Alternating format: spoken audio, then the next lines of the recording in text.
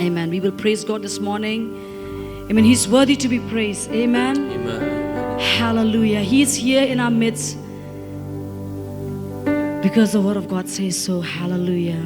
Because He lives, we can face tomorrow.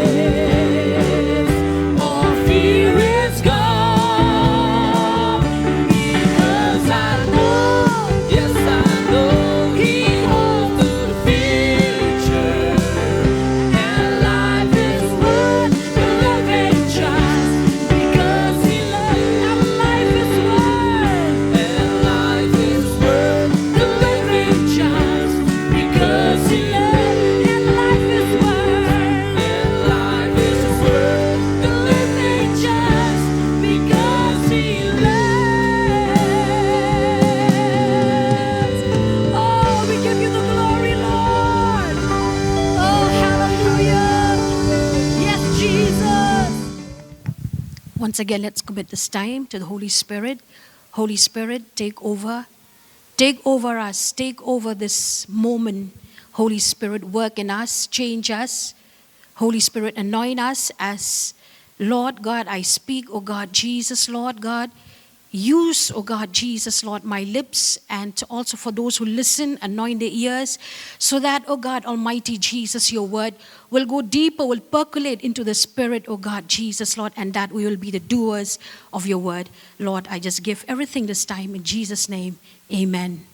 So we quickly go directly to the word of God that I want to share this morning from Ephesians 2:10. Ephesians 2:10. It says that we are God's workmanship, created in Christ Jesus to do good works, which God prepared in advance for us to do. We are God's workmanship, created in Christ Jesus to do good works, which God prepared in advance for us to do. Next. Just keep on clicking. Next. So we are going to look here at these words, which I'll paraphrase. We are God's workmanship. I put here as we are God's product. Next. Created, we are made in heaven, in Christ Jesus, to do good works. That means to function. Next. Which God prepared in advance for us to do. That is, to have or to exhibit the multifunctional purposes that God has given to each one of us. So once again, let me put it, we are God's product, made in heaven to function what? The multifunctional purposes that God has put in us, that God has deposited in us. So let us look into the Word of God in this way where we can understand. This is the core verse, in fact, that God made you and me. Next slide. So for this, what I did was, I put it in this way. We look at it, we see mobile phones. Okay? These are the mobile phones of various manufacturing unit.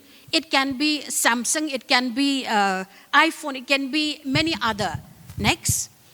But then when we purchase the phones, usually we get it in a box which has a manual. Okay?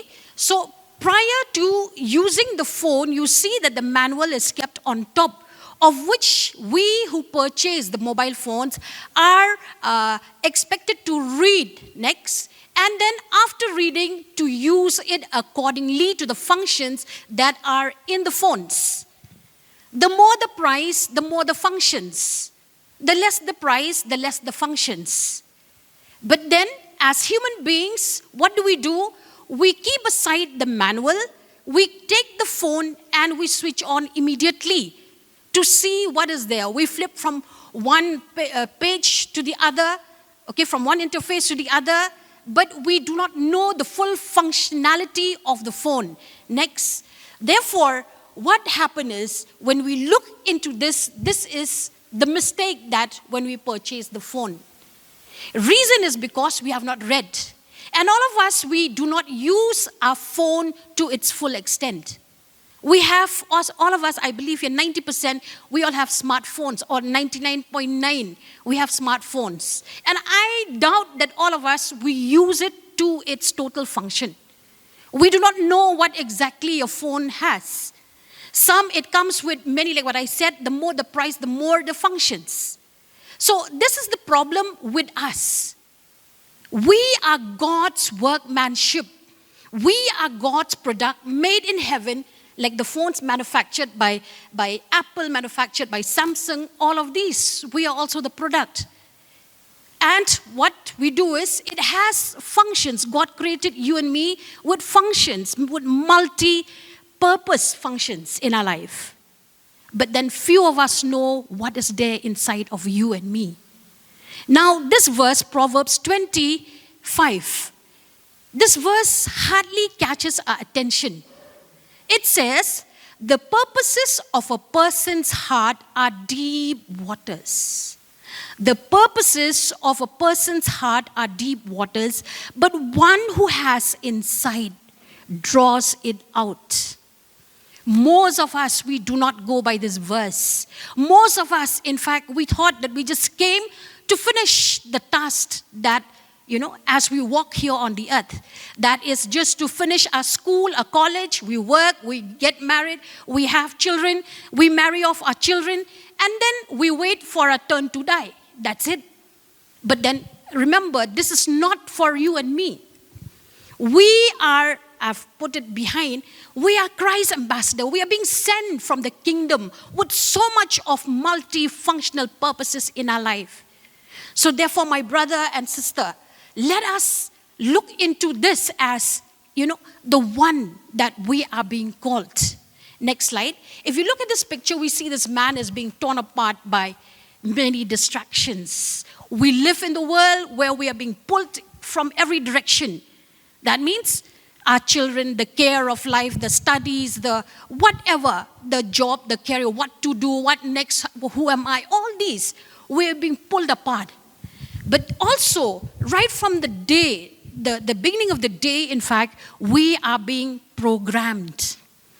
Our mind is being programmed. The moment we open our eyes, we remember what we should do, where we should go, what can be done throughout the day. You see, this is the part of what we are here on earth. Next, we are also being dictated by,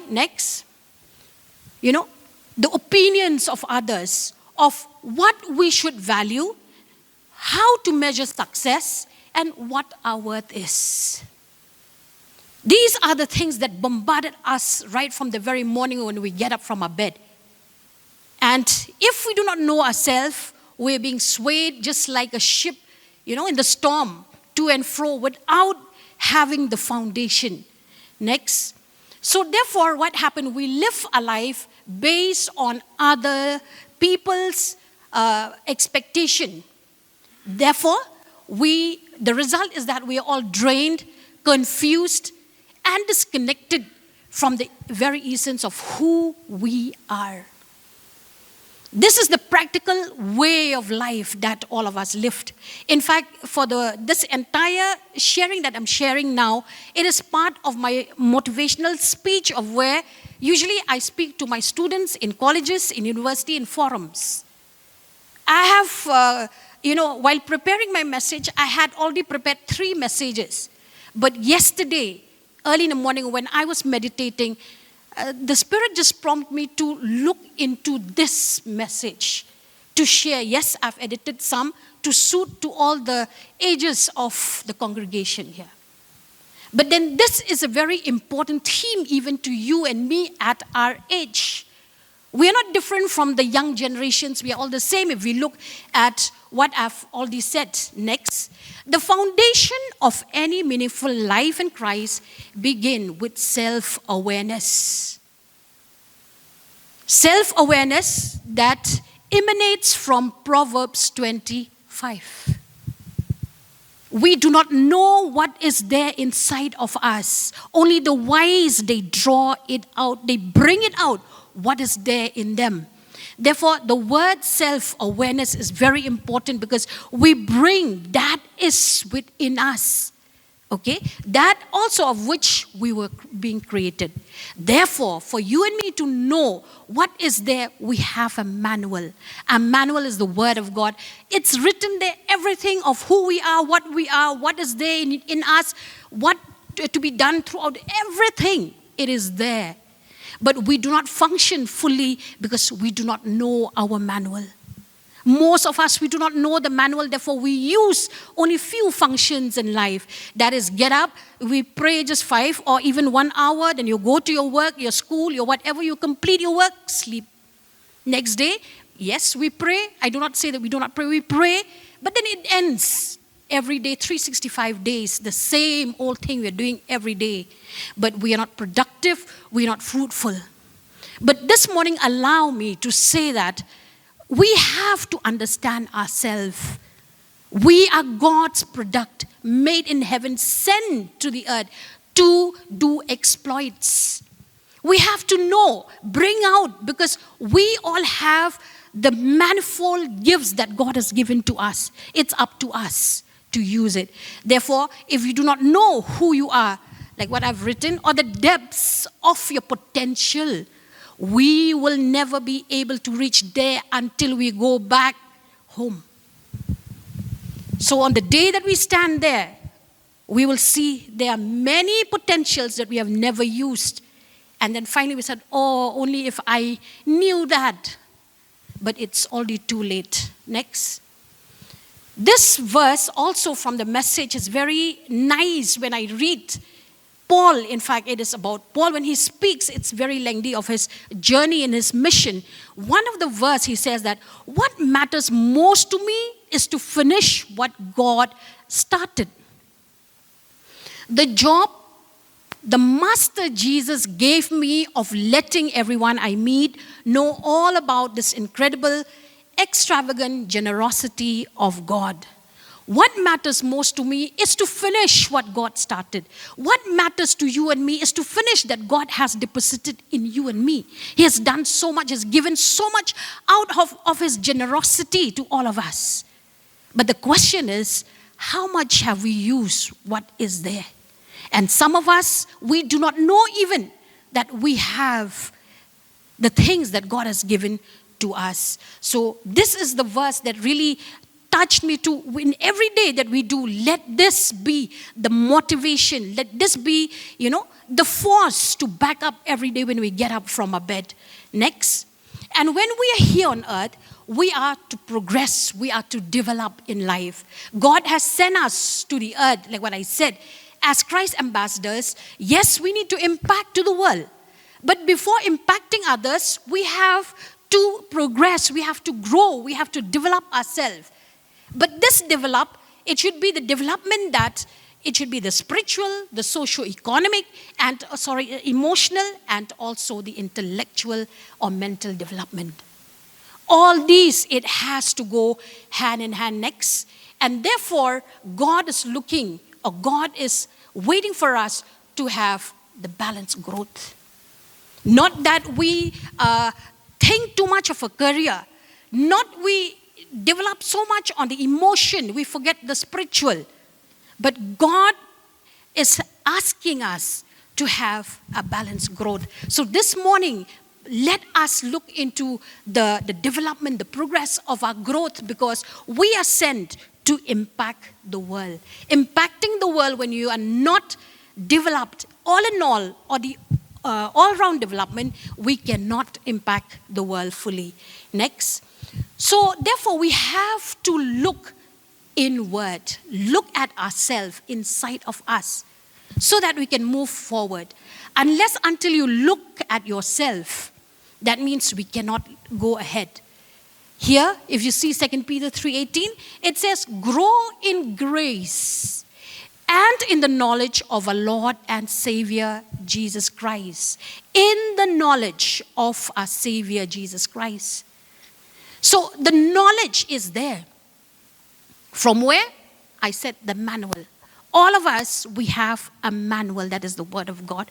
Read the Word of God. I'll tell you the Word of God till today, as it is written, it is just like that. I feel it's coming to life. When we have a new perspective of our understanding of who we are in Christ, that means when we read the Word of God, it's just like as though each and every word is speaking to us. Therefore, next. Therefore, if you see also in our everyday life, what are these? These are all the antivirus softwares. To our mobiles, to our computers, to all our digital, gadgets that we have. Why do we have antivirus? Because it would, catch those viruses attacking our devices. I said that this mobiles or any digital gadgets, they are being manufactured by somebody. We are the manufactured products of God. And we are, traveling, or we are the pilgrim here on earth. As we are, remember, we are being, like the picture which I showed, the man who's being torn apart in from 1,000 directions, we are the same.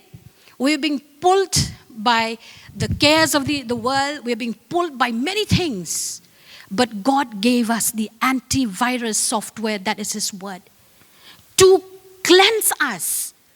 To every time when we are being drained, when we are being, you feel that, you're so confused, you feel that things are so difficult, go back to the manual. Go back to the manual. Amen? Amen. So let us try to compare. See, God is so wise. He gives us, or He allows us to walk on the path here on earth with something that is parallel to us. That is our everyday life. These, which I'm showing, is part and parcel of our everyday life. Nobody can stay home, or suppose if you forget your mobile, you will not go to work. In fact, you will turn back and go and get your mobile. Why? You feel that without it, you cannot function throughout the day. So also here's what, if you look at it, try to compare and contrast, we see it's the same thing that God has given us. This is the antivirus software for the gadgets. So for you and me, as the product of God, we have the antivirus. That is the word of God. So, like what, next? These are two. Now if we, next. Yeah. So as we see here that as humans, we have many tendencies. But let me tell you before we go to the slide, that when God created you and me, okay, He created with character, with a unique character to each one of us that is embedded into a metabolism, into a physical nature that we cannot separate them. Some by nature, therefore we say that this person, he's like this, like this, like that, of which we see that it is embedded. Because if we look at men, God, that will be another topic one day perhaps we can speak. For men, God has created something where, He's embedded, He's entwined, or He joins that they have that character of a man. Or for a woman, we cannot separate. It is there. So in it also, we do have this human tendencies. Like we see here that 99.9 again, we are the people who seeks the opinion of others, who seeks others' validation. We look at somebody to approve us, somebody to give us a thumbs up.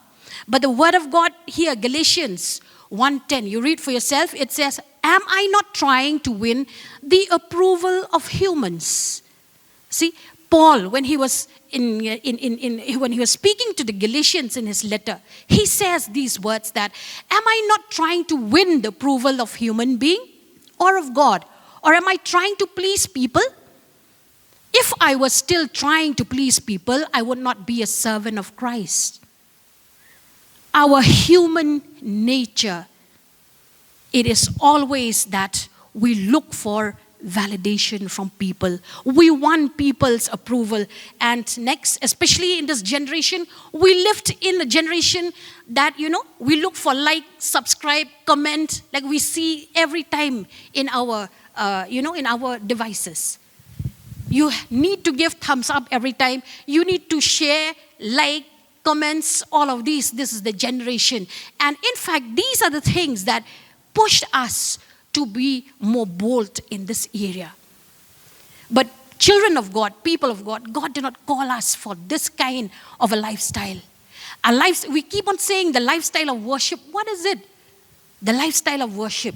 That means these are the things that we need to put down. It is not for us to be glorified, but Jesus alone in our life. Next. So therefore, all of us, we do have many questions, or the FAQ, we call the frequently asked questions. You see for yourself, what am I to do in my life? What is the right job? Why do I exist in the first place? Everybody, they look down on me. I am not as them. I do not have the caliber as them. I'm not rich. I am not so many things we question. This is part and parcel of life. It is not just for you or somebody sitting here. But all of us at one point of time, we do question these kinds of questions. It is not abnormal. They are normal to all human beings.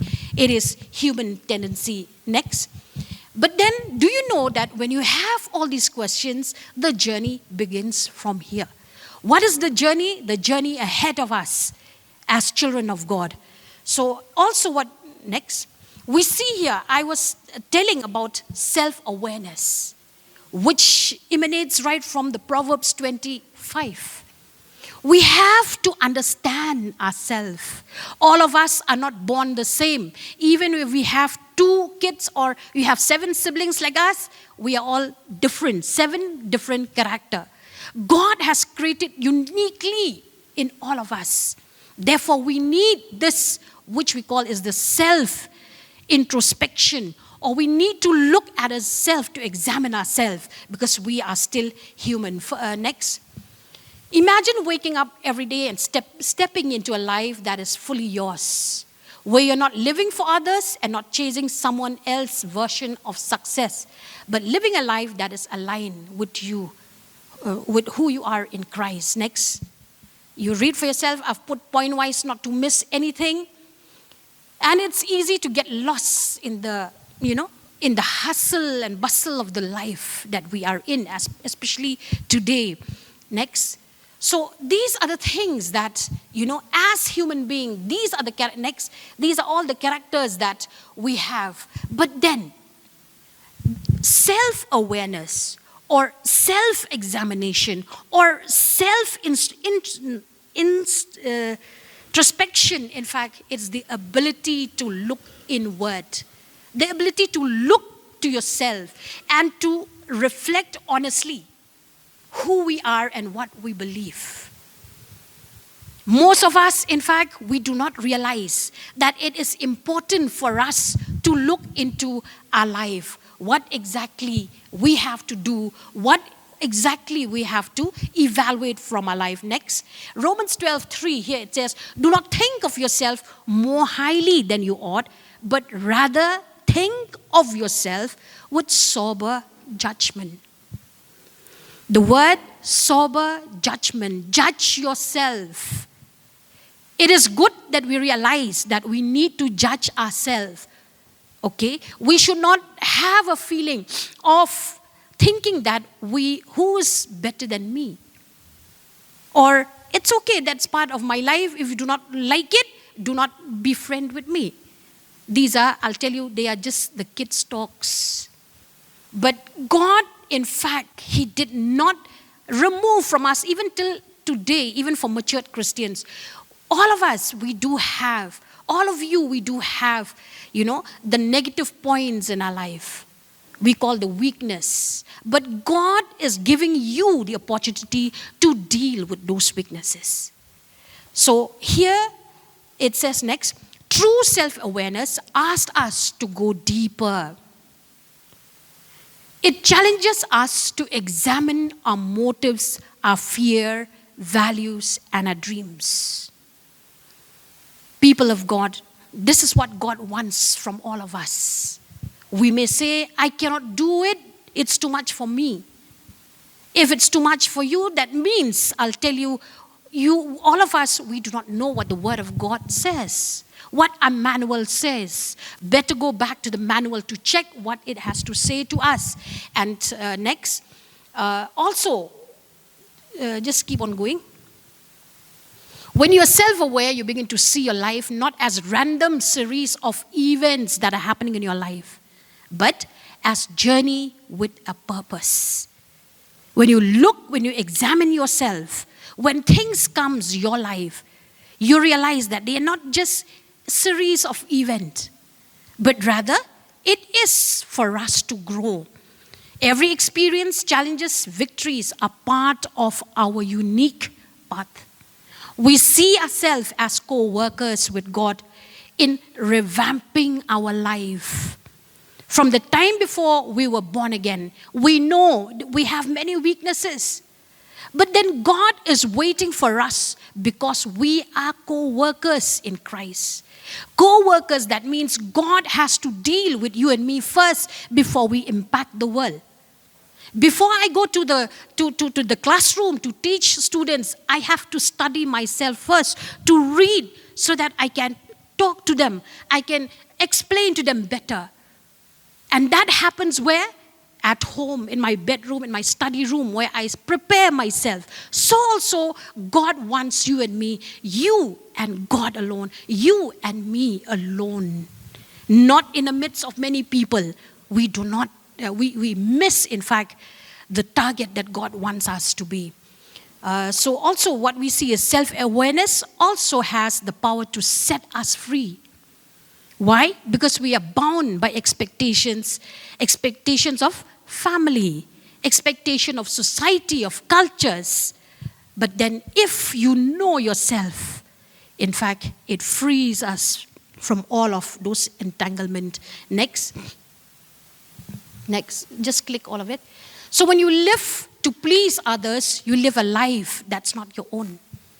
We just live to make somebody happy, to make someone happy. But the danger of those people's opinion, external validation, is that it steals, it robs from us the authenticity in us, the creativity. Your creativity is being stolen. Your unique perspective is being stolen. Why? Because we live for the applaud and for the opinion of others. Next. And then we see that, what do we see? We see here, next, we were created with specific gifts and talents, all of us.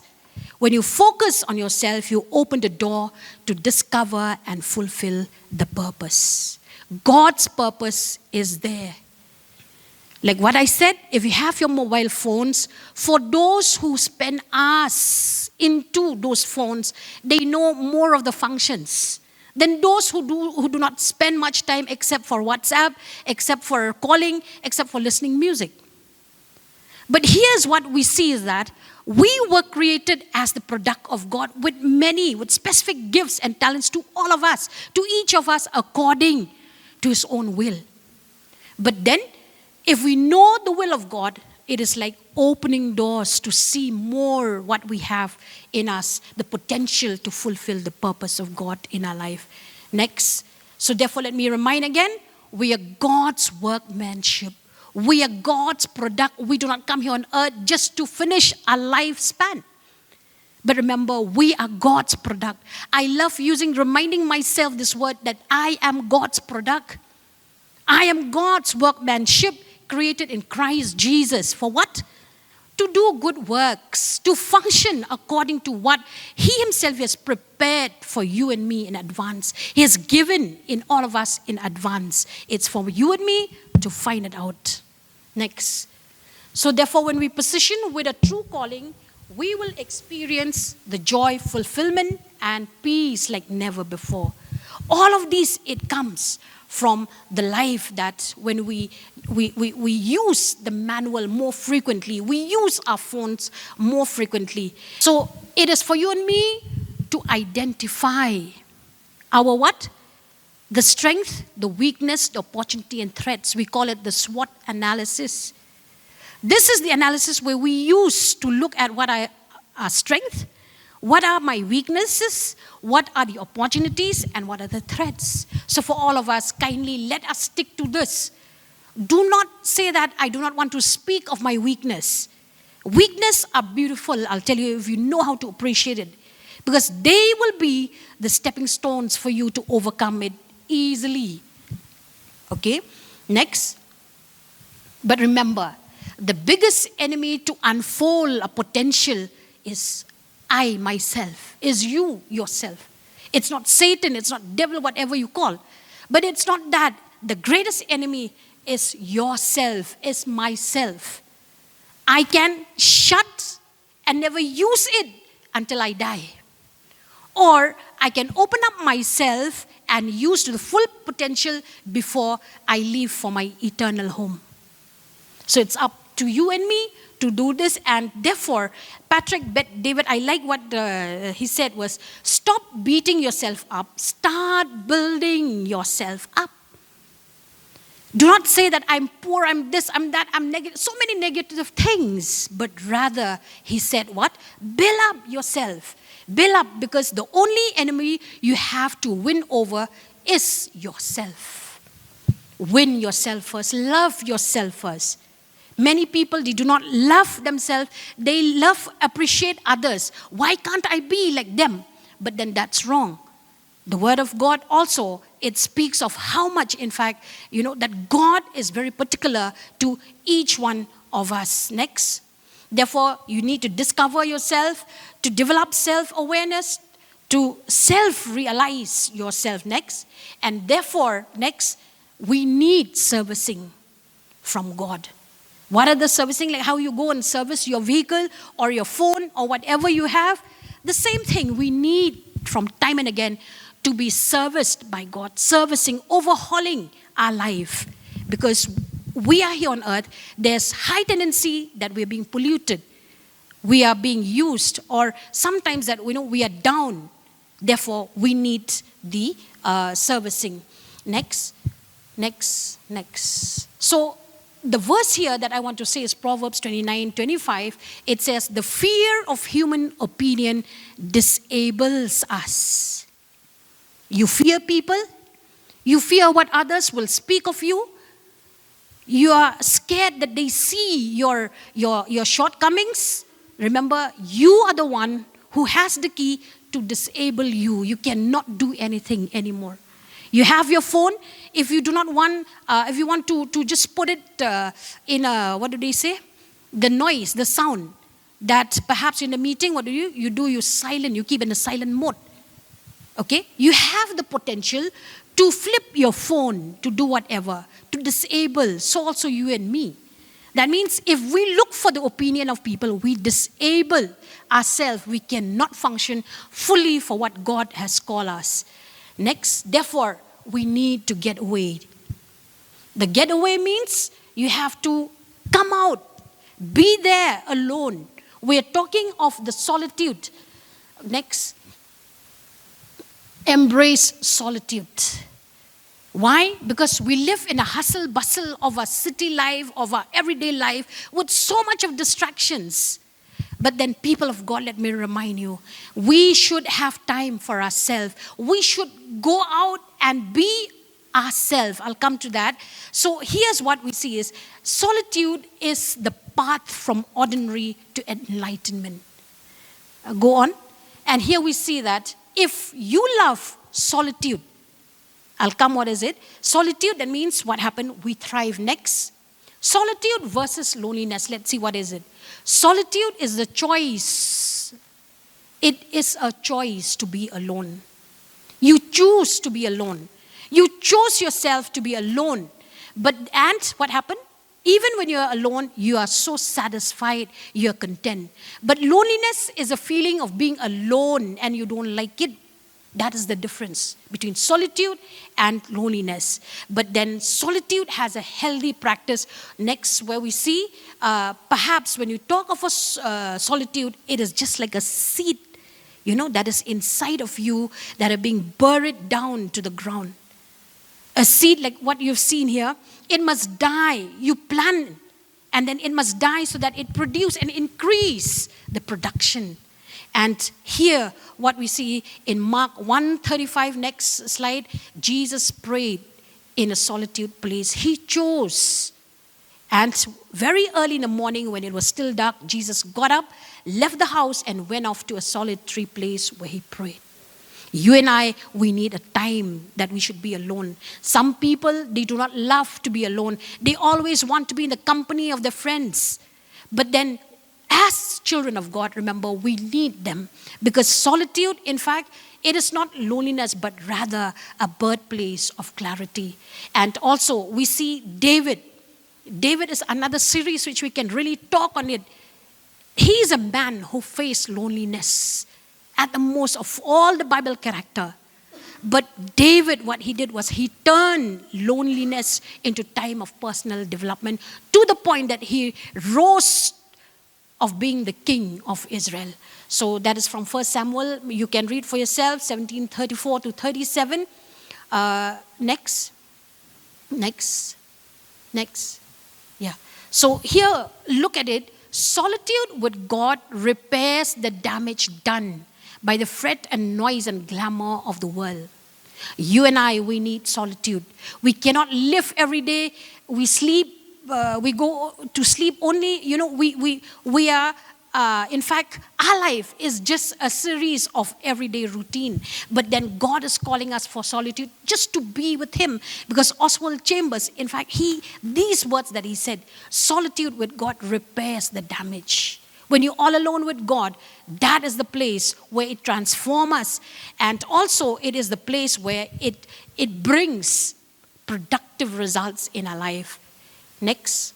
So I'll not go in detail because of time. God allows loneliness, like what you've seen, for a number of reasons. Just go back. To grow relationship, to work in us, to produce endurance and strength, to remind us that this world is not at home, and to help us minister to others. Loneliness is part and parcel of life. Nobody can shun loneliness. But if we take it in a positive way, it has so much to impact our life positively. So therefore, I urge all of us that when loneliness comes, do not be depressed. In fact, remember the life story of David. Next. I'll not go anymore because of time. The beauty of self-awareness. Firstly, it will attract people who are aligned with your value system. You make better choices. You feel the sense of peace. Then you live not only for the present, but for the future. You're investing in your own growth. When you know how to examine yourself, you invest in your own growth, your well-being, and your perspective change. Next.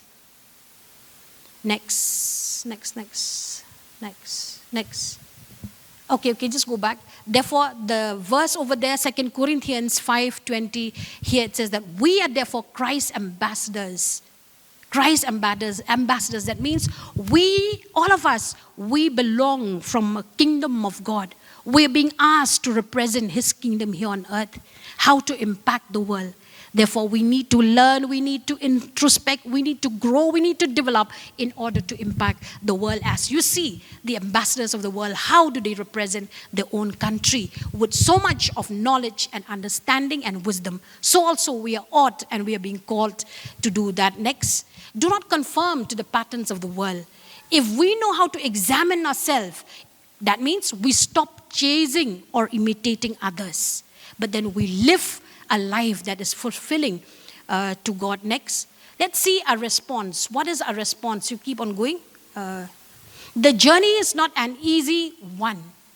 Okay? To do it, that means it's not easy. But then when you start, God gives us grace. He gives us the ability to go in the path that we ought to go. We should know how to turn loneliness to solitude. You see for yourself, it is there in the Bible verses. And then love solitude so that you grow and mature in Christ. Embrace not just our strength, but rather our weaknesses also, because they are part of our story and our journey. And then when you know how to examine yourself, we allow the gradual and silent impartation of godly wisdom. Nobody will get this. This is the highest form of God imparting wisdom in humans. That is, when you realize yourself, you know yourself, this is what we get it from God. And then finally, just go on. Yeah. Knowing ourselves, it empowers us to take ownership of life. Until you take ownership of yourself, that means we will not be fully productive in the kingdom of God. And when we know ourselves, it helps us to navigate life's challenges. We are clear with what we are supposed to do here on earth. And also, we will not be easily bombarded by the obstacles, challenges of the world. But instead, it helps us to convert those challenges into opportunities. Crisis into opportunities. Only those people who have looked at themselves, you see, these are the characters which they display, and they are not easily threatened by people's opinion or their success. But then they understand what God has put in them, and they utilize or they use it to the full potential that God has called. Finally, what we have seen is because you have validated yourself, because you have evaluated yourself, because you've examined yourself, That means we do not need the applause of anybody. We do not need the opinion of other people, but rather what we do is we fully show the potential of God that is in us, and we impact the world. So with this, I end my sharing, and I hand over to Pastor Danny.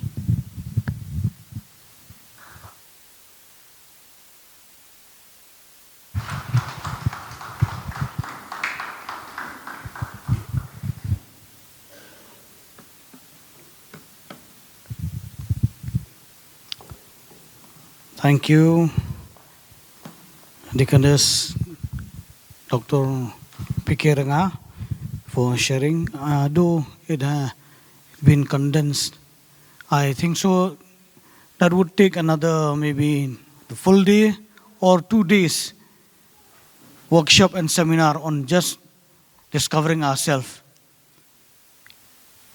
And I feel this, when we know ourselves better, we know our capability and our potential. We can contribute towards, the church, the society, a family, and even the nation as a whole. We can contribute when we know what God has put in us. Only from the sense or from knowing ourselves, we can contribute. What we can give the people, or we can give others, only what we have. Amen? We cannot give them what we don't have.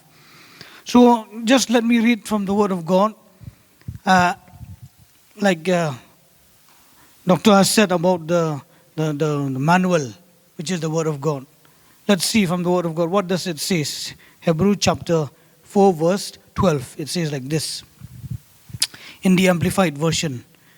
For the word that God speaks is alive and full of power, making it active, operative, energizing, and effective. It is sharper than any two-edged sword, penetrating to the dividing line of the breath of life, soul, and the immortal spirit, and of joints and marrows of the deepest part of our nature, exposing and sifting and analyzing and judging the very thoughts and purposes of the heart. Amen? That's the Word of God. That's the manual for us. Hallelujah. Really, we are made in heaven, product of God. Amen? We are so intelligent. We are so intelligent. We have never seen, we will never see a dog building a house. Have you seen that? We will never see that. A dog building, as we said, Dr. Khamti said about the mobile phone. We will never see that. But who made it? Men, people. So that is the potential that God has put in us. Amen? Hallelujah. Thank you. Thank you. We have to really thank God that God has made us so intelligent. God has made us with a capacity to share love, to share, concern, to be responsible for each other, to be responsible for ourselves. God has shared that in our life. Thank you so much. And as we winding up, I would like to invite all of you to please, after the service, you can have a cup of tea. You can all have a cup of tea. And for those our friends who are watching us through the media, YouTube, we really would like to thank you for your continual support for the Grace Covenant Church. If you would like to know more about the Grace Covenant Church, we are here meeting every Sunday, like this time at 10 o'clock to 11:30 for the English service. If you are blessed by what you have heard today, please share this with your friends and your relatives.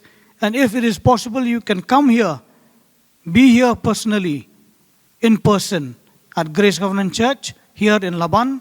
You can come at 10 o'clock every Sunday for the English service. Thank you, and God bless you all. As we rise up together, let us thank God. And really, God has given us the potential Remember, God has given us the potential to harm others also, to speak words of discouragement to others. He has also given us the power to heal, to speak forgiveness, to speak love. It's up to us how we use it. And if we are the product of God, I know that the things of God will flow from our life. Allow that to flow from our life. Hallelujah. Dear Heavenly Father, we come to you. We thank you, Lord, that you've given us, O God. Lord, you have made us, O God.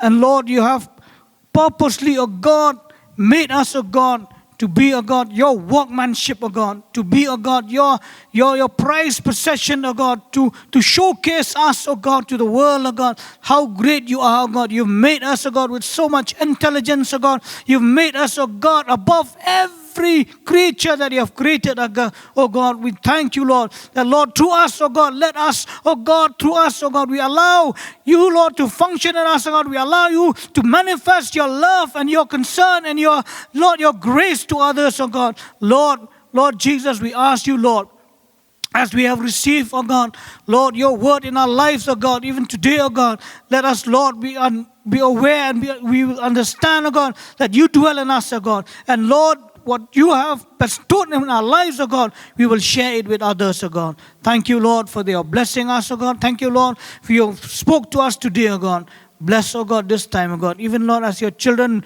move out from this place, oh God, I ask you, Lord, that you will bless them with this awareness, oh God, that we carry, oh God, we carry your word, oh God. We carry, Lord, your grace and your love in our lives, oh God, to be shared, oh God, with others, oh God, in this world, oh God. Those who need it, oh God, your word, oh God, of encouragement, of love, Lord, of forgiveness, oh God. Lord, we will share it, oh God. Thank you, Lord.